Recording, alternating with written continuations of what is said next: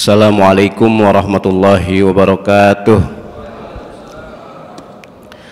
Bismillahirrahmanirrahim. Alhamdulillahirabbil alamin. Wabihi nasta'in ala umurid dunya waddin. Wassalatu wassalamu ala sayyidina Muhammadin khatamil anbiya'i wal mursalin wa ala alihi wa sahbihi ajma'in.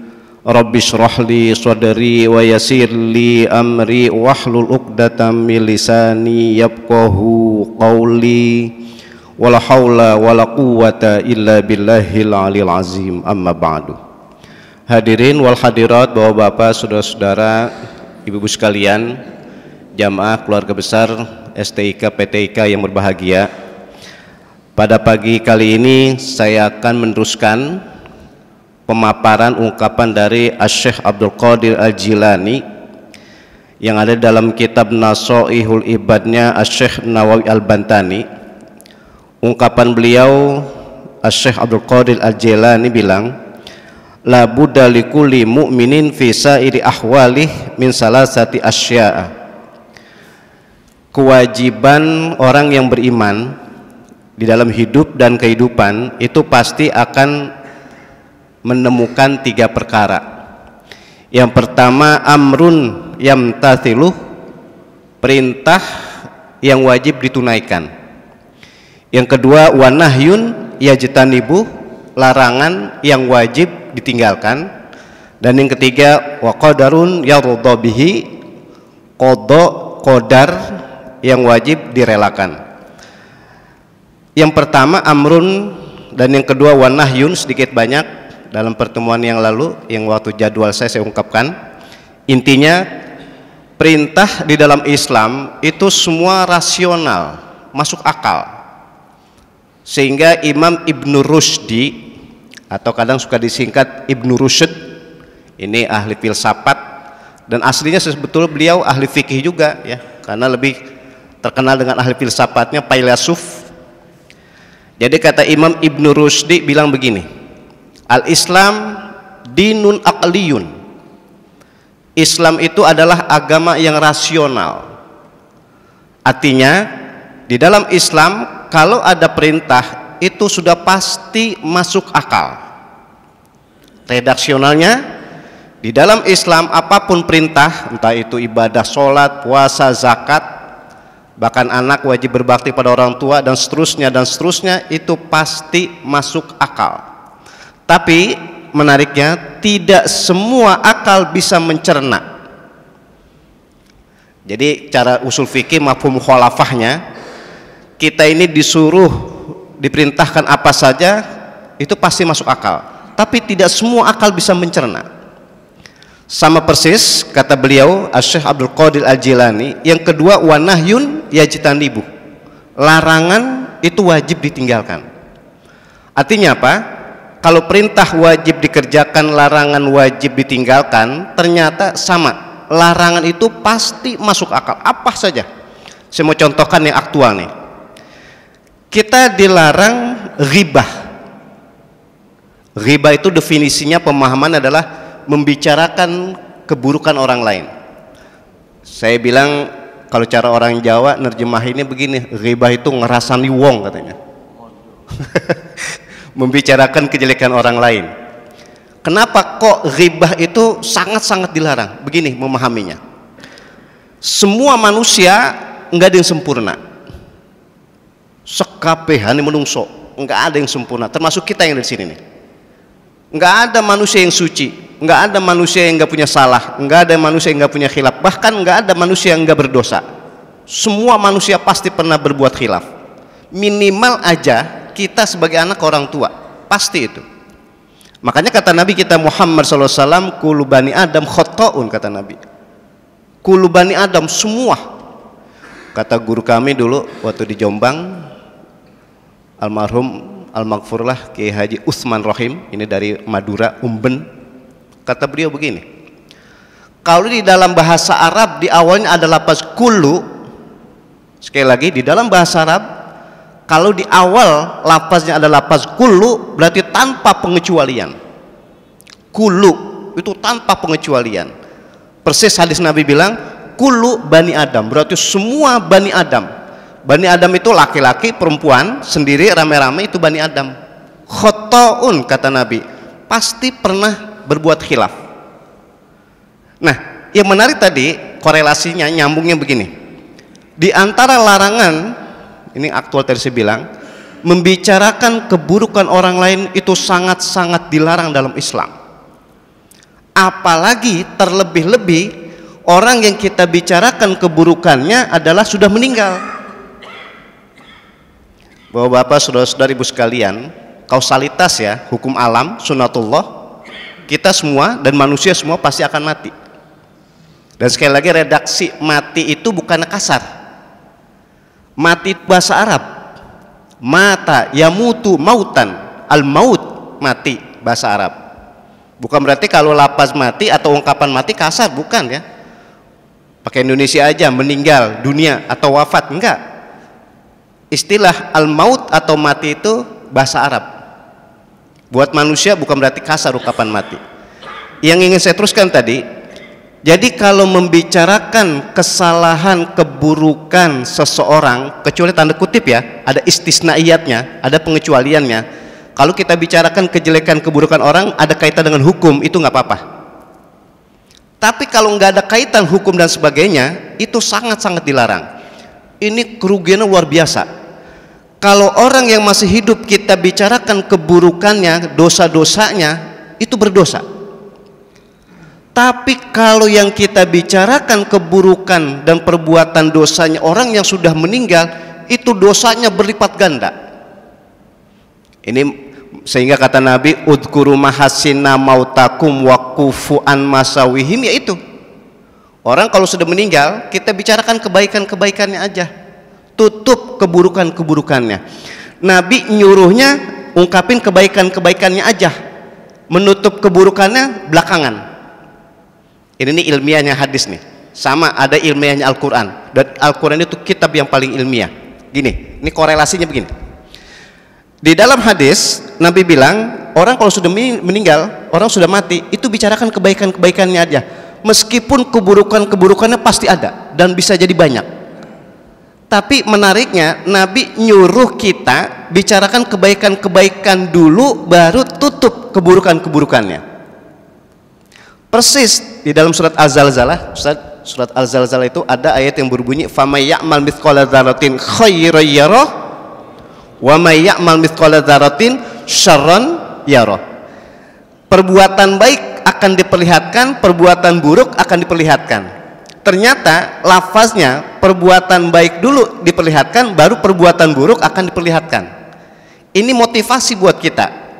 Jadi kalau kita sudah istiqomah, kita sudah terbiasa, kita sudah rutin berbuat kebaikan, termasuk pada pagi hari ini nih, maka enggak ada celah lagi, enggak ada kesempatan lagi, enggak ada keinginan lagi orang berbuat keburukan, karena sudah istiqomah berbuat kebaikan.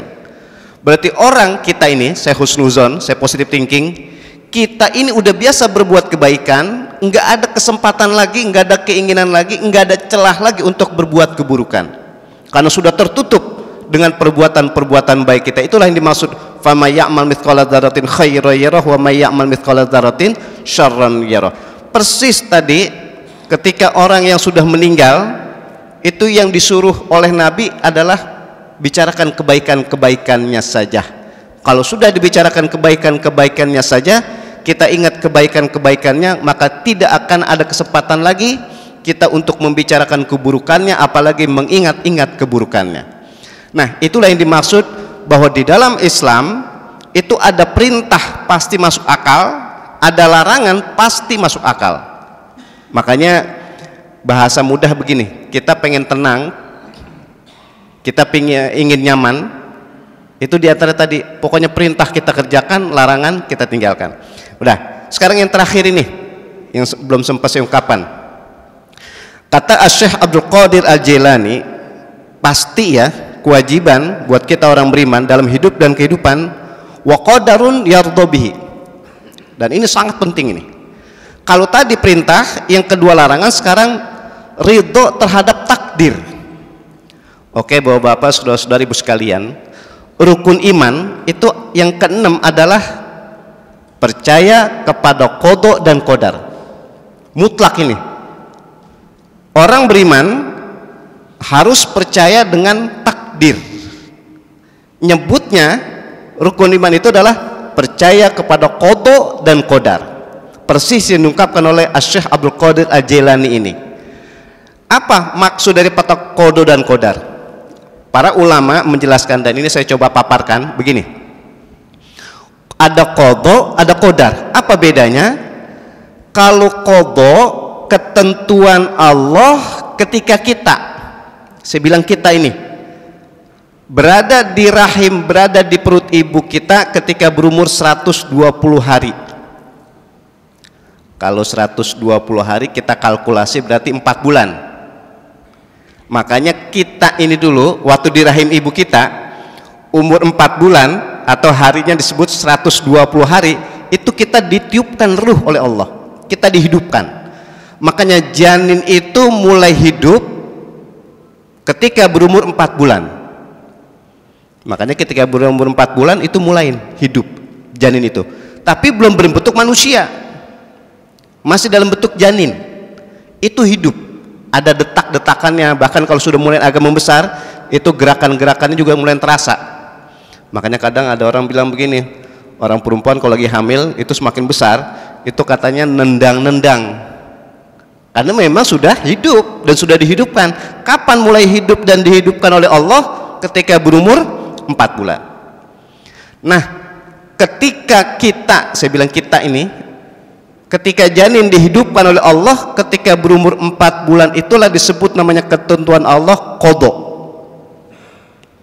Disebut qada itu ketentuan Allah ketika janin berumur 4 bulan. Nah, ketentuan Allah inilah salah satu hebatnya ketika di dalam Al-Quran itu anak disuruh berbakti kepada kedua orang tua, Allah nyebutnya qada. Sekali lagi, wa qada rabbuka alla ta'budu illa iyyahu wa bil walidaini ihsana. Hebatnya Allah memutuskan, Allah menentukan setiap anak itu wajib berbakti kepada kedua orang tuanya bukan ketika anaknya sudah lahir. Bahkan justru anak itu masih bentuk janin, dan bahkan janin itu baru hidup. Berarti ketentuan Allah itu Masya Allah luar biasa. Bukannya ketika udah lahir aja, apalagi ketika sudah balik, bukan, ketika masih janin. Ini menandakan bahwa kausalitasnya, hukum alamnya, semua manusia ketika awal diciptakan memang disuruh nyembah kepada Allah Subhanahu wa Ta'ala saja. Makanya dalam khutbah Jumat pernah saya sampaikan di masjid ini, di Darul Ilmi, hidup kita ini memang disuruh ibadah. Redaksionalnya, wa ma khalaqtul jinna wal insa illa liya'budun. Liya'budun itu diartikan memang awal penciptaan manusia disuruh nyembah kepada Allah saja. Makanya cara ngaji akidah ini kita bersyukur banget nih. Cara ngaji akidah, kalau manusia menyembah kepada Allah berarti manusia itu adalah adil. Manusia menyembah kepada Allah berarti manusia itu adil. Adil itu kan menempatkan sesuatu pada tempatnya. Ini ilmiahnya begitu. Adil itu menempatkan sesuatu pada tempatnya. Tapi kalau ada manusia yang tidak menyembah kepada Allah, berarti manusia itu adalah manusia yang zolim. Zolim itu adalah menempatkan sesuatu bukan pada tempatnya. Ini redaksi akidah ya. Makanya kita yang beriman kepada Allah berarti kita beradil. Tapi mereka, saya nyebutnya mereka yang tidak beriman, tidak beribadah kepada Allah, berarti manusia yang zolim. Inilah yang sering dikemukakan oleh para ulama, bahwa nikmat yang paling besar adalah nikmat beriman kepada Allah Subhanahu wa Ta'ala. Oleh karena itu kita terus dan sambil berdoa mudah-mudahan keimanan kita terus kuat dan bertambah, dan kita bisa menjalankan apapun perintah dari Allah, apapun larangan dari Allah Subhanahu wa Ta'ala. Amin ya rabbal alamin. Kembali ke tadi. Jadi ketentuan Allah ketika masih di rahim ibu itu namanya qada. Dan qada inilah yang nggak boleh dirubah. Oke, Bapak-bapak, saudara-saudari ibu sekalian, kita masuk ke fikih nih. Kata-kata qada, ketentuan Allah yang enggak boleh dirubah dan tidak bisa dirubah. Enggak boleh dan tidak bisa. Apa contohnya? Saya contohkan satu aja tapi marem, mantep. Cewek marem. Gini, Kita ini, semua yang ada kita nih, bapak-bapak, termasuk ibu-ibu, kodok ketentuan Allah yang enggak bisa dan enggak boleh dirubah adalah nasab. Kita ini yang laki pasti bin, ibu-ibu perempuan pasti bintu. Makanya kita nama siapa, bin ke bapak kita. Ibu-ibu begitu juga, namanya siapa, binti ke bapak. Itu salah satu kodok ketentuan Allah yang enggak boleh dirubah. Sekali lagi, kodok ketentuan Allah yang enggak boleh dirubah. Makanya kalau ada orang mengganti status nasabnya, itu enggak boleh. Saya contohin biar gampang nih secara fikih. Ada bait, apa istilahnya Pak, kalau bahasa kasarnya dipungut, diangkat gitu deh ya, anak angkat gitu. Itu diganti nama bapaknya nggak boleh selagi bapak aslinya ketahuan siapa, harus nasabnya ke dia. Makanya cara fikihnya, anak itu kalau dalam segi hukum ke bapak, tapi anak kalau dalam segi kasih sayang lebih ke ibu. Ini kan namanya adil. Anak sopone wong yang namanya anak kalau dalam segi fikih itu ke bapak hukum, tapi kalau dalam segi penghormatan akhlak itu anak lebih kepada ibu. Sehingga kata Nabi begini, apabila ada seorang anak dipanggil oleh bapaknya, dipanggil oleh ibunya berbarengan, jadi bapak manggil, ibu manggil, kata Nabi, penuhi panggilan ibu dulu. Berarti bukan berarti anak itu nggak patuh sama bapaknya, bukan. Berarti anak itu nggak hormat sama bapaknya, bukan. Karena panggilan itu berbarengan. Ternyata kalau dalam segi akhlak, anak harus lebih hormat kepada ibu. Tapi kalau dalam segi hukum harus ke bapak. Banyak banget lah kalau masalah hukum. Ketika anak perempuan mau nikah dan seterusnya harus ke bapak. Ini disebut namanya kodok, ketentuan Allah. Ketika kita masih rahim, tidak boleh dan tidak bisa dirubah. Contoh satu dan satu-satunya contoh yang saya ungkapkan adalah nasab. Makanya sampai sekarang, sampai hari kiamat, nasab itu nggak boleh diganti. Kecuali tadi ada bayi terlantar, ada bayi dibuang, diambil, itu sekedar untuk administrasi aja. Tapi kalau hakikatnya nggak boleh diganti. Bapak-bapak, saudara-saudara ibu sekalian, itu yang disebut namanya tadi kodok, ketentuan Allah yang enggak bisa dan tidak boleh diganti. Sekarang kaitan dengan kodar, kan dalam rukun iman itu kodok dan kodar. Bedanya gini, kalau kodok ketentuan Allah ketika kita masih janin, ketika dihidupan, kalau kodar apapun yang terjadi ketika sudah lahir, itu namanya kodar, atau dimasdarkan namanya takdir. Kita mendapatkan kesehatan, itu takdir. Suatu saat kita diuji sakit, itu juga takdir. Ketika kita nyaman, itu takdir. Ketika kita tidak nyaman juga takdir. Nah, yang menarik untuk takdir begini, bapak-bapak, saudara-saudara ibu sekalian, ketika apapun ketika kita hadapi sudah di dunia ini, itu namanya takdir. Tapi menghadapi takdir nggak boleh pasif, harus aktif. Ini korelasinya nanti ada nih.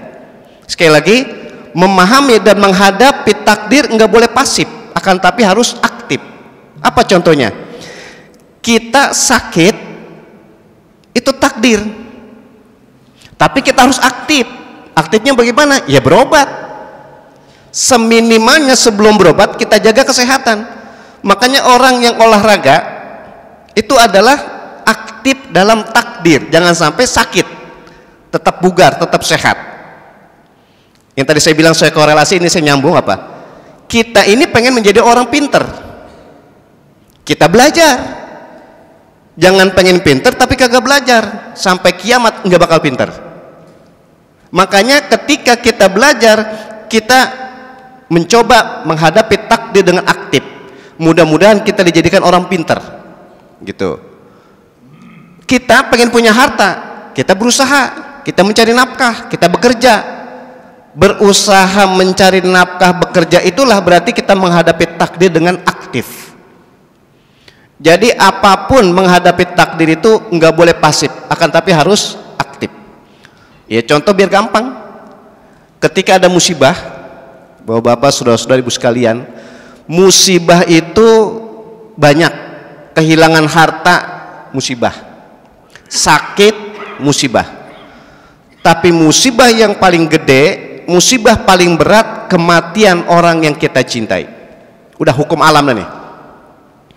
Saya semua nih, bapak-bapak, saudara-saudara, termasuk ibu-ibu, para ustadz ini, sekabehane menungso, semua manusia pasti akan kena musibah. Pasti udah, hukum alam udah itu. Musibah itu kan relatif tadi saya bilang. Ada musibah kehilangan harta, ada musibah sakit. Nah, tapi musibah yang paling berat kematian orang yang kita cintai. Sudah pasti itu. Kita ditinggal mati bapak kita, itu musibah paling berat. Kita ditinggal mati ibu kita, itu musibah paling beratan lagi. Kita ditinggal mati saudara kita ditinggal mati guru-guru kita dan sebagainya, itu musibah paling berat. Pokoknya musibah terberat itu kematian orang yang kita cintai. Tapi ketika kita menghadapi takdir begitu, kita nggak boleh pasif. Kita harus aktif. Aktifnya apa? Kita sedih, oke, tapi jangan putus asa. Makanya Nabi kita Muhammad SAW ngebimbing kita, itu kenapa kalau ada orang meninggal ada namanya takziah. Di masyarakat Pak, kan takziah itu udah umum. Kalau di Betawi kita nyebutnya ngelawad, kalau di Jawa nyebutnya melayat. Wis podo wae. Takziah, ngelawad, melayat. Apa maksudnya takziah? Apa maksudnya melayat? Begini memahaminya. Kalau kita takziah, kita melayat, ini nasihat buat kita. Kita ngelihat jenazah, cepat atau lambat kita akan seperti dia. Yang kedua, maksudnya takziah, maksudnya melayat, hikmatnya apa? Kita doakan orang yang kena musibah ini, saudaranya, kerabatnya, ahlinya, untuk tetap sabar, jangan putus asa.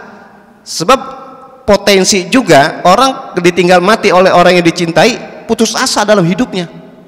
Makanya kita kasih motivasi, terus semangat, terus berkarya dan sebagainya. Jangan sampai putus asa meskipun ditinggal mati oleh orang yang dicintai. Makanya takziah itu saya katakan nih, tidak khusus buat orang Islam aja. Maksudnya apa? Begini, kita nih masing-masing di rumah kita, di lingkungan kita, andai kata kita punya tetangga non muslim, gitu dah, maksud saya biar gampang, bukan orang Islam, itu tetap dianjurkan takziah. Entah itu tetangga kita, entah itu teman kita, entah itu kerabat kita, meskipun non muslim tetap dianjurkan takziah. Karena takziah tadi tujuannya apa? Ketika kita melihat jenazah, cepat atau lambat kita kan seperti dia. Cuman satu yang membedakan, kalau kita takziah kepada non muslim, kalau kepada muslim kita doain. Kalau jenazahnya laki-laki, Allahumma gfir lahu warhamhu. Kalau perempuan, Allahumma gfir laha warhamha. Kalau pakai bahasa Indonesia nggak apa-apa. Ya Allah, ampunilah jenazah ini segala dosa-dosanya. Tapi kalau jenazahnya non muslim, jangan coba-coba doain. Jangan karena jenazahnya non muslim, karena ini jenazah kita doain juga Allahumma gfir lahu, Allahumma gfir laha. Nggak boleh. Karena beda akidah. Dan kita kalau masalah akidah harus saklek. Kita kalau masalah akidah harus tegas. Nah, itu yang disebut namanya membedakan menghadapi hukum. Kalau hukum fikih kita harus fleksibel, luas. Tapi kalau masalah akidah harus tegas, jelas, saklek. Makanya dalam Al-Quran Allah berfirman, lakum dinukum waliyadin. Ada lempengan-lempengannya. Berarti sekali lagi, takziah itu sangat-sangat dianjurkan, meskipun yang kita takziah itu adalah non muslim. Tapi kita memberi rasa sabar kepada keluarganya. Inilah yang tadi saya katakan, ungkapan dari Syekh Abdul Qadir Al-Jilani, umat Islam kita ini orang beriman dalam hidup dan kehidupan harus rela, harus ridho terhadap qada dan qadar. Qada ketika Allah meniupkan ruh ketika kita masih berumur 4 bulan, qadar takdir apapun yang kita alami ketika kita sudah berada di dunia ini. Tapi sekali lagi, menghadapi takdir itu bukan pasif, akan tapi harus aktif. Makanya kita yang belajar berarti kita menghadapi takdir yang aktif. Nah, ini ada beberapa menit saya contohkan nih. Jadi menghadapi takdir itu nggak boleh pasif. Ada sejarahnya begini. Suatu saat Sayyidina Ali, sepupu Nabi kita Muhammad SAW, beliau mantu Nabi juga, suatu saat akan senderan. Ini kisahnya aktual nih. Ketika akan senderan, Sayyidina Ali lihat tiang yang mau disenderin itu dari kayu dan udah rapuh. udah rapuh. Kalau Sayyidina Ali senderin pasti rubuh. Ketika Sayyidina Ali mau senderan, beliau nggak jadi. Ketika nggak jadi, itu kata sahabat yang lain, Sayyidina Ali, kenapa kamu nggak jadi senderan? Apa jawab Sayyidina Ali?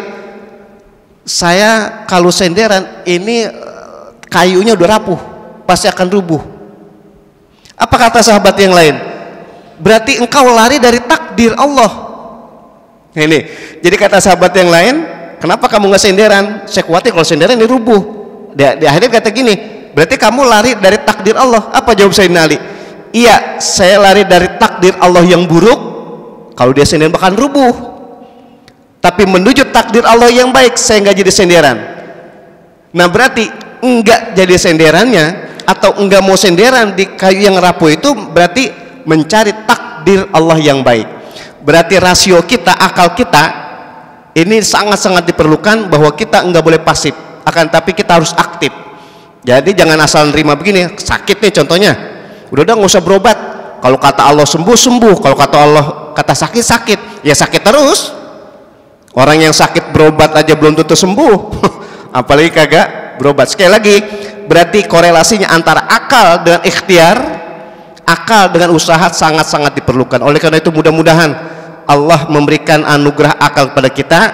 Dengan akal itu kita bisa membedakan antara yang baik dengan yang buruk, bisa memahami aktifnya antara takdir yang baik dengan takdir yang buruk. Mudah-mudahan ungkapan dari Syekh Abdul Qadir Al-Jilani ini bisa kita aplikasikan, kita amalkan, yaitu kita bahasa saya ini, kita istiqomah menjalankan perintah, kita pun istiqomah siap meninggalkan larangan. Dalam waktu bersamaan kita aktif menjalankan apa-apa yang diperintahkan, apa-apa yang dilarang, sehingga kita termasuk orang yang selamat di dunia dan bahagia di akhirat nanti. Amin ya rabbal alamin. Demikian yang dapat saya sampaikan, kurang lebihnya mohon maaf. Kita tutup dengan doa, bitilkan niat. Al-Fatihah. Bismillahirrahmanirrahim. Alhamdulillahirabbil alamin arrahmanirrahim maliki yaumiddin. Iyyaka na'budu wa iyyaka nasta'in ihdinas siratal mustaqim siratal ladzina an'amta 'alaihim ghairil maghdubi 'alaihim waladdallin. Astaghfirullahalazim, astaghfirullahalazim, astaghfirullahalazim ya zal jalali wal ikram. Bismillahirrahmanirrahim. Alhamdulillahirabbil alamin. Allahumma salli wa sallim ala sayyidina Muhammad wa ala sayyidina Muhammad. Allahumma a'inna ala dzikrika wa syukrika wa husni ibadatik. Allahumma ighfir lana dunubana wa liwalidayna warhamhuma kama rabbayana shighara. Allahumma anfa'na bima 'allamtana wa 'allimna ma yanfa'una wa zidna ilman nafi'an wa amalan mutaqabbalan bi rahmatika ya arhamar rahimin. Rabbana taqabbal minna innaka antas samiul alim wa tub alaina innaka antat tawwabur rahim. Rabbana atina fid dunya hasanah wa fil akhirati hasanah wa qina adzabannar. Wa sallallahu ala sayyidina Muhammadin wa ala alihi washabbihi wasallam walhamdulillahi rabbil alamin. Assalamualaikum warahmatullahi wabarakatuh.